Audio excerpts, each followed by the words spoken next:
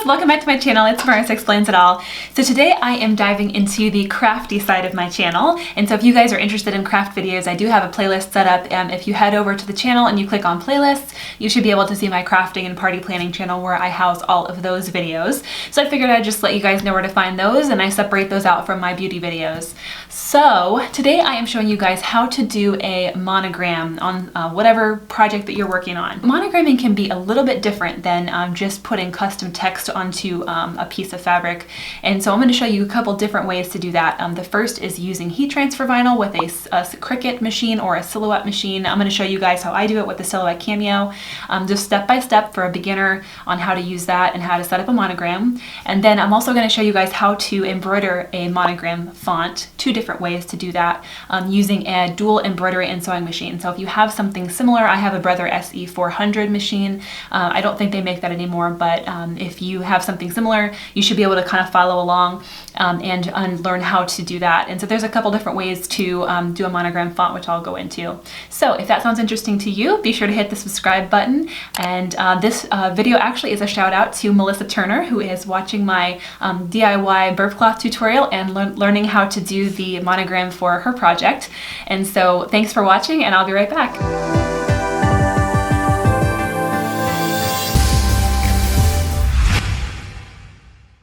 Alright, so I am here in Silhouette Studio, the design software for Silhouette, and the first thing I'm going to do is actually go up here to the menu and go to View and turn off the grid. I don't usually like to see the grid, it's a little bit busy for my taste, so I like to see a blank screen instead while I'm designing.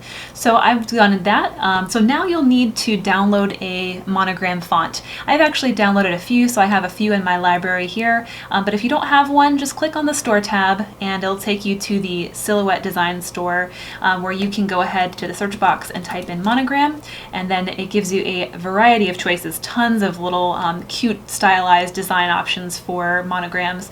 A lot of them have lots of frames around them, or just a lot of cute different things for seasons, and they're usually pretty cheap. It looks like a lot of these are 50 cents or 75 cents or $1, $1.50, so they're fairly inexpensive, and they can be used for all of your monogram projects. So choose one that you like, and I actually already have this one, so I'm going to go back to the library. And I'm going to double click this one. So it actually downloads this as a list of your fonts. And so now that it's selected and downloaded, I'm going to go ahead and click on the screen. And the tip for doing monograms with this type of monogram font is that all of the lowercase letters that you type in will appear as small, and then the uppercase letters, if you hold down the shift or caps lock, those appear as larger. And so I'm going to type in my test subject's in monogram initials, which is her initials are SRB, and so I want her monogram to appear as SBR. And so I'm going to type in a lowercase s and an uppercase B, which automatically adds the arrows, and then her last letter is a lowercase r. And so that actually creates our monogram file. And so I'm going to blow this up so you can see what it looks like. And so this is what I want to work with. And so the first thing I want to do is actually, first thing I want to do is actually right click and ungroup everything, because I don't necessarily need the arrows for this project. So if you don't like this idea, if you don't like the way this looks, or you just want to really just use the the monogram itself, after you ungroup it, you should be able to kind of control each piece separately. So from here, what I do is I click on each of the letters by themselves. I just kind of select and hold down Control to select the three letters, and I will actually weld everything, because when you don't weld everything together and it looks still like this, all of these little pieces will cut into each other, and you really want them to not do that. So you really want these to be welded as one solid smooth piece and not cut into each of the other letters. And so again, just kind of select each letter by holding down the shift button for each of these three letters, and then hit weld. So now that they're welded as one piece, you can see that there's no more lines that overlap each other. They kind of just meld into each other and melt. So now that I've done that, if you don't like the arrows, we've kind of taken care of that. You can just delete them, delete all the arrows and dots individually, and you can do this one by one, or you can hold and drag a box around it, and it will allow you to select, multi-select the different shapes. Just kind of drag and select and then delete. And so I am just interested today in this one design file. So I'm going to check my size here. I'm probably going to cut something that's around maybe 4 inches. I have a little piece of fabric already cut, so I'm going to just go ahead and select something near 4 inches. So now I've got my design ready. I'm going to place it, I want to usually place my vinyl in the top left corner of the mat, and because this is heat transfer vinyl, you have to send it mirrored, so it needs to be a mirror option or mirrored image, and so the Silhouette Studio will do that for you. So if you want to load your vinyl to the top left, then you place your design to the top right. So it's going to be mirrored and send it, and it'll be transposed when you put it onto the mat. So just kind of put it in the top right corner, and then we are ready to hook up the machine and send. Now that I am ready to send to my machine, I'm going to go ahead and click the send button, and then of course I am going to make sure I select the right kind of material. And so from the drop down here, you should be able to scroll down until you can find heat transfer vinyl. And then you can do a test if you'd like, or you can go ahead and send it. So I'm going to switch over now and show you guys how to use the machine. So here I am in front of my machine, and I've got my heat transfer vinyl here. You can use any heat transfer vinyl that you like. So I'm going to set that off to the side. I've cut myself a piece already, and so I'm going to use this. And of course, anytime you're doing heat transfer vinyl, you'll want to put the shiny side down on the mat. So you can see that this is sort of a more matte side, and this is like a really glossy side. So select your glossy side down, and I've got my Cricut mat here. Actually, the Cricut mat's better than the Silhouette mat. And so I'm going to take my material, and I'm going to find a sticky side of my mat, and like I said, place it glossy side down right on to the corner for my design, and then load it to the machine. So I'm going to load that and hit the load button. Alright, now I'm going to press send on my machine, and we will watch the magic happen. So the machine will actually, I have an auto blade, so it will automatically set it to the right setting for me. If you don't have this, then just be sure to manually choose the right setting, cut setting for your blade.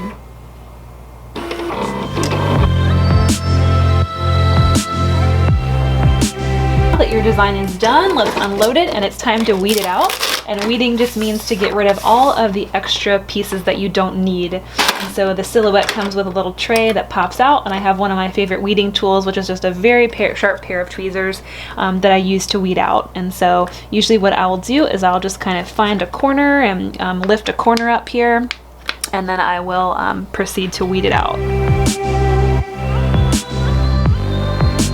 Now once you're done, and be sure to get every loop and curl, but you'll see here that the design looks pretty good, and it is ready for placing onto our fabric. And so I'm going to go ahead and heat up my iron to the highest setting, and grab a little piece of paper to kind of protect the design, and then we will iron it on. Okay, now that I am here and I've got my piece of pre-ironed fabric and I've got my design, I'm going to go ahead and place my design onto the fabric, and then I'm going to use a piece of craft paper to kind of protect it so that it doesn't get too hot. And so you're just going to take your iron and use a pressing motion, about 20 to 30 seconds, just kind of rotate and press down firmly on the design until it is adhered to the fabric. Now if you want to check your design, go ahead and lift up on the transfer tape, and if it comes away easily, then it is ready to go. And usually I'll place my craft paper back on and just give it one more press just to make sure that it is really adhered. And there you have it. So this is the first way to do a monogram. It turned out really cute. And we are ready to go on to the second option for using a monogram, which is to do it with the sewing machine and actually stitch it into the fabric.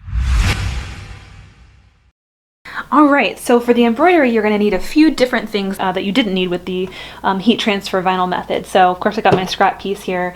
You will of course need your sewing machine. You will need your embroidery hoop that came with your sewing machine, and then the cable that comes with it to connect to your computer. You'll need your computer to go ahead and connect and load the design. You will need some sort of a interfacing or a tearaway, like a stabilizer. So this is, I use a couple different kinds. There's a tearaway stabilizer. There is one that actually sticks and adheres by itself. It's like sticky, and I do adhere these to the fabric by using like an all-purpose spray.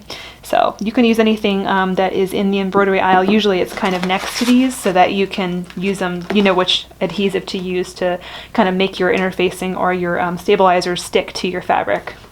And then of course you'll need embroidery thread.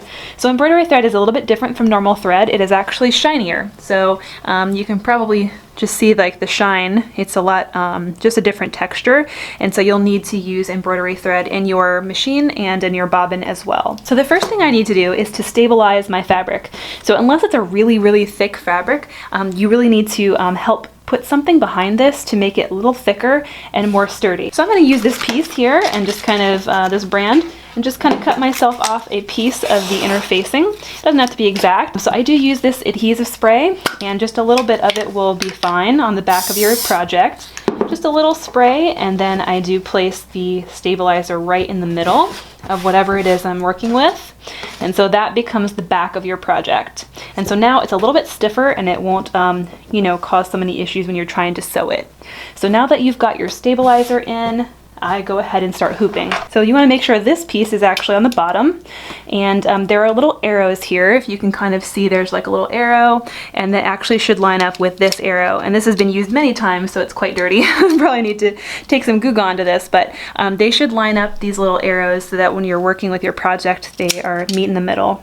So I'm going to take this on the bottom and stick this right like that, and then I'll place my top hoop on top.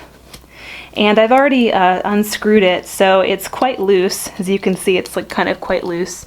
But what I'm going to do is basically just press that in and kind of pull a little bit, pull on the sides, just to make sure that it's nice and flat. And then you just want to start screwing these pieces together. You want to create a nice, tight little connection here between these two pieces so that it is a little bit tighter. So I'm going to go ahead and pull. So it's still a little bit loose. If you can see, it's kind of like popping up and down. So I'm going to go ahead and just kind of pull at the edges a little bit. And it might make your hoop pop out a little bit. So just kind of make sure you press it back down. So just kind of pull on the sides a little bit and make sure it's nice and taut and flat. That's what you really want, is for it to be nice and taut. So now that it is looking pretty good, it's nice and flat, and you've encompassed the interfacing on the back, it's time to take this over to the machine. All right, I am here at my machine, and I want to go ahead and get it ready to do the embroidery. So the first thing you'll need to do is actually swap out the carriage, or swap out this piece here, the actual footer, and this whole piece. I don't actually know what it's called, but this piece should have come with your machine, and it is the piece that you use to use for embroidery. So this is the carriage that it needs to use instead of this piece here that's connected to it.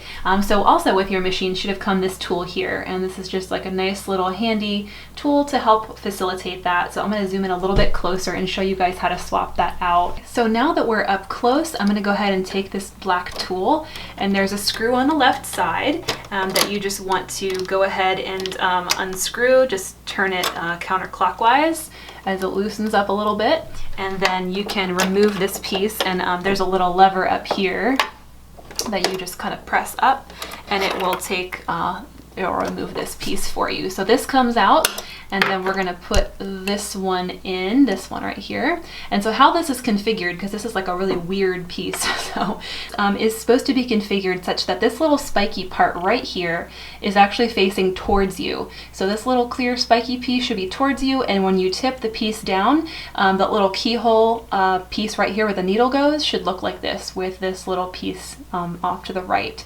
And so it kind of looks like a little keyhole. So when you go to place it in to the machine, let it focus here, you just want to take and place this this part right here. This piece kind of hugs around the post, and it might take you a second to kind of get it, but just place it right here, and it hugs this screw right there. So now that you kind of have it hugging this little post, I sort of use my hand to tighten this screw back a little bit, and then I'm going to use my tool to make sure it's really tight by tightening it clockwise. And so now you have that ready, and the needle goes through that little keyhole piece that we talked about. And so the second thing you have to do is to install the carriage, the little carriage piece that goes to hold the hoop. So this piece comes off, slides right off, and this piece that came with your machine should slide on. So take that piece and just slide this right in where that was. Oh, it's hooked on my little piece here. So slide that until it clicks. When it does that, you'll get an alert that the carriage will move. And so if you can see that, it says the carriage of the embroidery unit will move. And so I press OK with my touch screen, and it does move a little bit. Doesn't move too much, but it moves a bit. I'm gonna zoom back out. And then it is time for us to load the hoop on. And so I've got my material all hooped up here. And then if you look at the back, it's got these two little pins. So just kind of flip it back over, and these pins connect right here to these two pieces. And so just make sure that you kind of clip these little things, these pins right in those little pieces, and press down until it snaps in place. Then spread your design out, and your machine is ready to stitch. And so now we need to talk about how to get the design files onto your machine. So if you notice, there are a few options that actually come with your machine. So you can just stitch regular letters, and some people like to do that. They'll just stitch one letter at a time. But for a monogram, you really kind of want it to look more cohesive and like one, single design. And so usually what you do there is I would select a pattern to upload to your machine. So I'm going to switch over to the computer now and show you a couple different ways that you can get a monogram.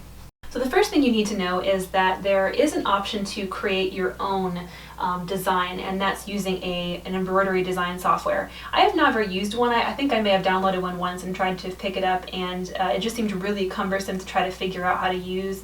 I think there are lots of different ones for Mac and for PC, so if you want to try to download a free one and use it, or pay for a nice one and maybe more user-friendly than the one I tried, I think you can do that. I think the one that people like to use a lot is Silhouette Pro, and that one's about $65. I just didn't want to pay for one. I was trying to use a free one, and it just didn't really work out. So in the absence of actually having a design software that you can design your monogram in, you have a couple of different options. So the first option is to search for Etsy for custom embroidery files. And so somebody will make this for you that has the expertise and has the design software, which is great, and you can just download it and go. So I usually search for custom monogram embroidery, and you'll find a lot of different sellers that will actually sell you like a custom setup, just a nice little interlocking design, or whatever design you like. If you like this type of just kind of plain design, they will sell you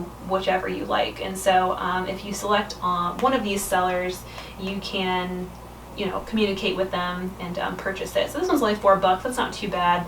I've seen some that are cheaper, some that are not as cheap. And so usually these sellers will actually sell you the format that you need. So it looks like they are providing you a DST and a bunch of other stuff. We need DST and PES, which are listed in this particular seller's format. So just make sure that they're going to sell you the right machine file format. So I've already done this, and I already have this, the SBR design in a 3.5 inch, and it is a .PES, which is great.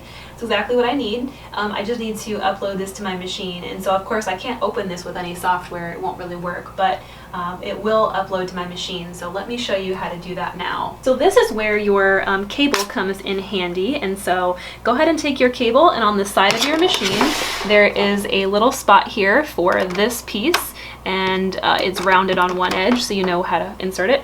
And then the other end is just a USB that connects into your computer. So once you have that connected, I'll show you how to upload the design. Once you connect your machine, you should notice on the left in your File Explorer that you'll have a new drive that's available to you, and mine registers as E. And so once you click on this drive, you'll see that it's empty because there aren't any files there, but you need to place whatever your design file is right in there.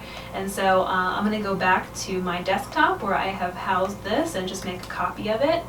And once I've copied it, just go ahead and place it into that drive. So now that you have it into your E drive or your USB drive, whatever it pops up as for you, then you are ready to go to the machine. Now that I'm at my machine, you want to click on the option that has this little USB symbol with the computer, because we're going to load this directly from the computer. So it's going to go out and search that file. So once you click that, it automatically recognizes my design. It's got SBR, and that's the one that the Etsy seller made for me. I didn't have to really do anything other than just download the file and put it in the right folder. So select this, click on it, and then press this button to upload.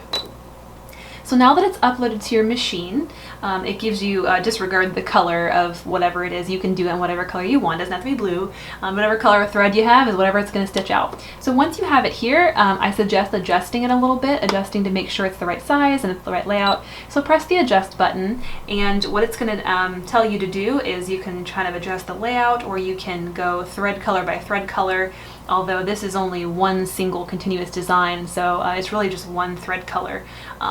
And then you would you can check your colors if you're doing different pieces that have different colors. But what I want to do is select the layout. So once you select layout, there are a few options that you can do here. So what it's showing you here is that here's your design, and it's showing you the dimensions. And so this is your height dimension, and then this one is your width. So you can see how big the design is going to be. These 4 arrows here allow you to move the carriage up and down and right and left to be able to place your design in a different location if you wanted to. This button actually allows you to see what the dimensions are going to be all stitched out. It makes a big square. The carriage will move, and it allows you to kind of see how big it's going to be. This one allows you to do mirror imaging, and then this one is to rotate. So if you wanted to rotate and do upside down or sideways, you can rotate the image. And then if you press the size tab right here, then you can see, you can make it bigger or smaller depending on how big you want it to be.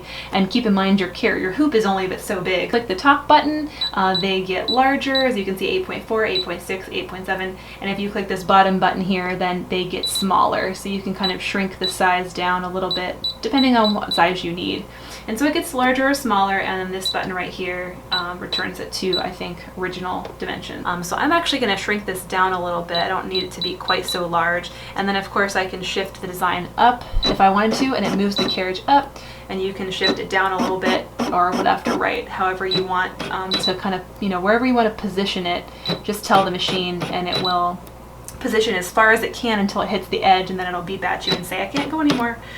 So we'll start back in the middle, and I think this is a fine size for me, so I think I'm gonna go ahead and do that, just maybe size it down a little bit more.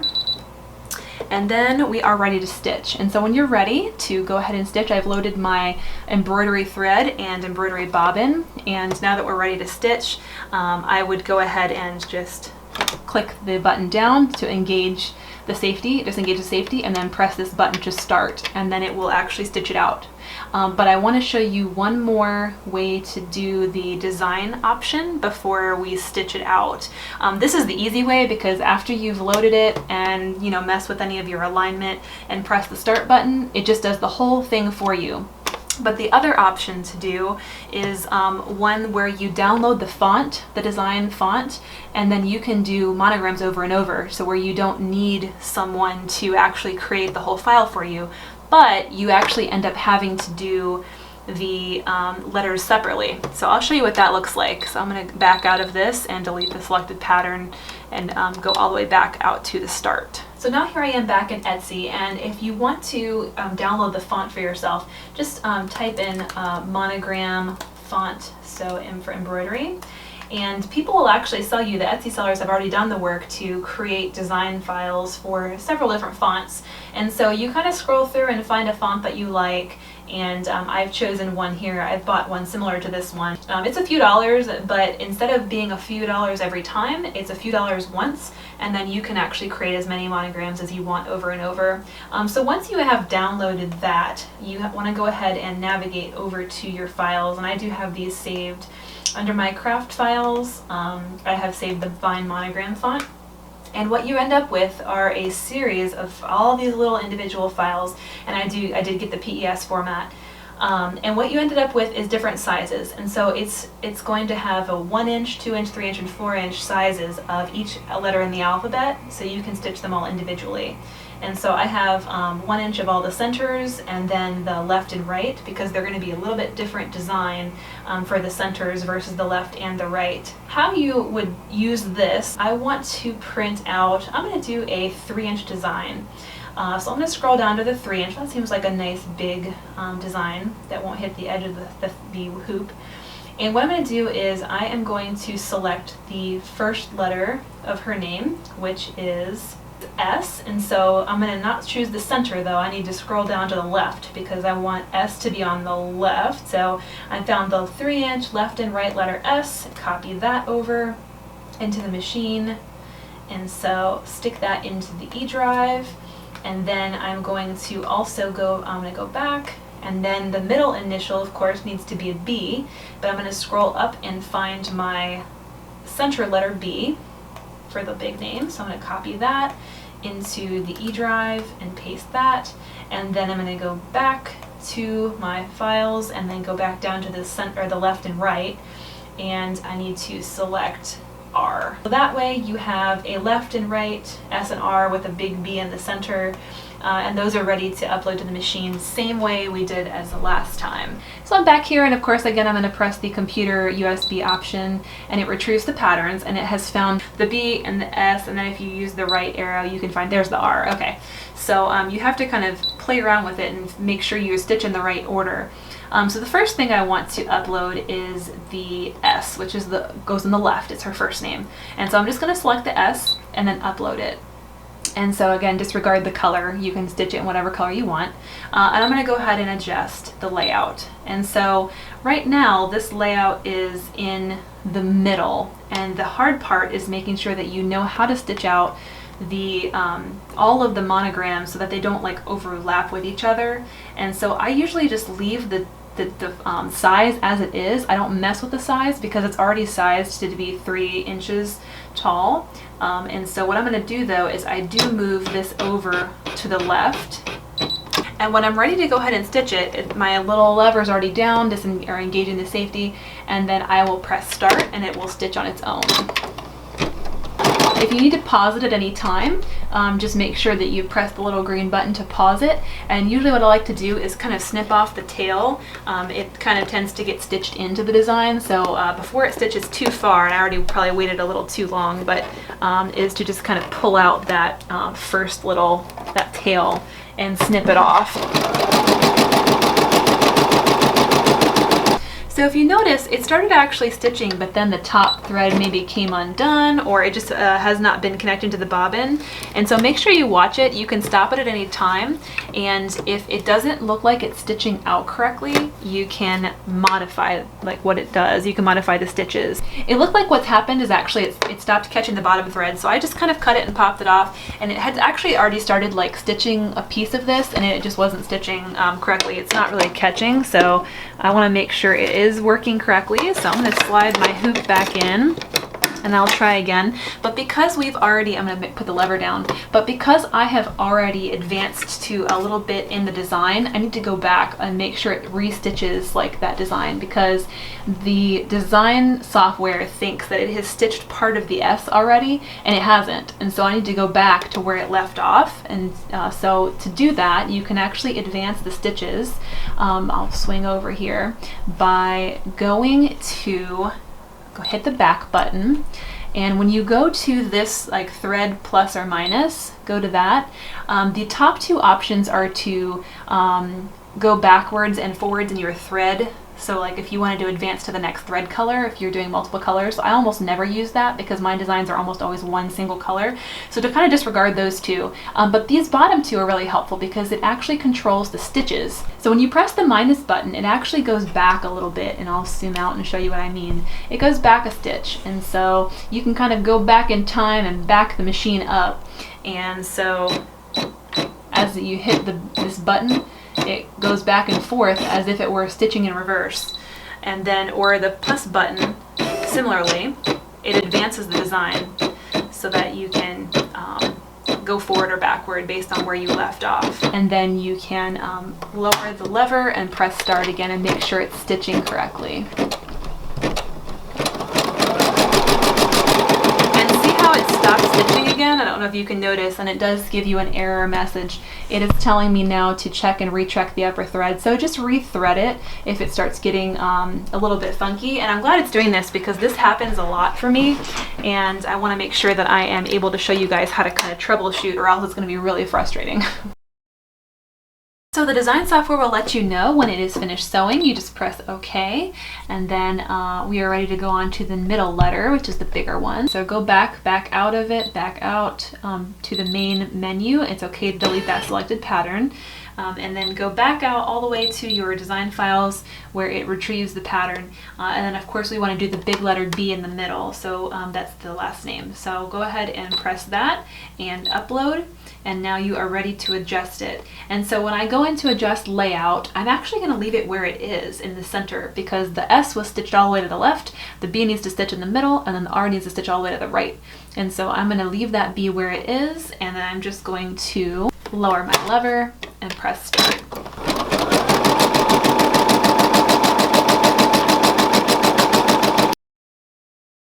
And last but not least, we need to go ahead and stitch the R. And so the R, just go ahead and select it again, upload it, and then I'm going to adjust the layout, and I'm going to slide it all the way over to the right. Okay, till it hits the frame. And lower the lever and press start.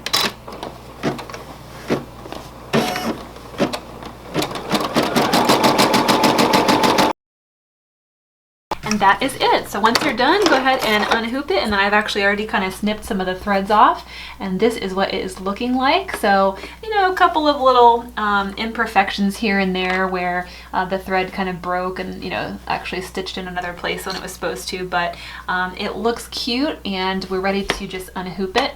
And you do that by just unscrewing this piece in the back until it's nice and loose, and you can pop it out of the frame. You can go ahead and iron out, you know, this piece, iron it out and just remove the hoop marks.